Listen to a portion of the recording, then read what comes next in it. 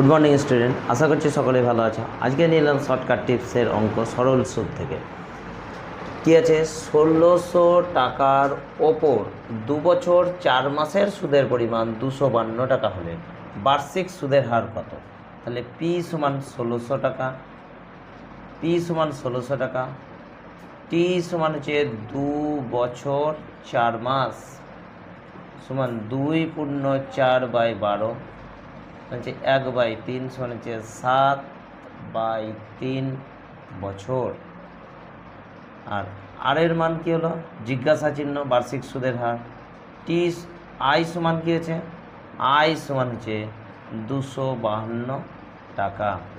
তাহলে এখানে আমরা জানি আই সমান PRT/100।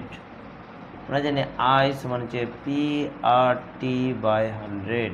তাহলে এখানে কত এলো? ২৫২ সমান ১৬০০ গণিত আর গণিত ৭, ৩ গণিত ১০০।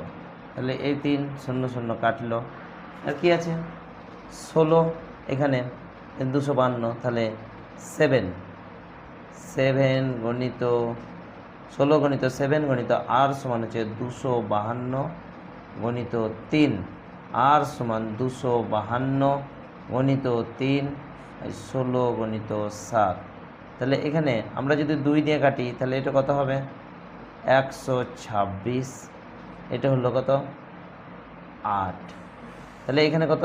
২ এলো, এখানে ৪ করলাম, এখানে ৪ করলাম, এখানে এলো ৬ ৩ ৭ ৯ ৬৩।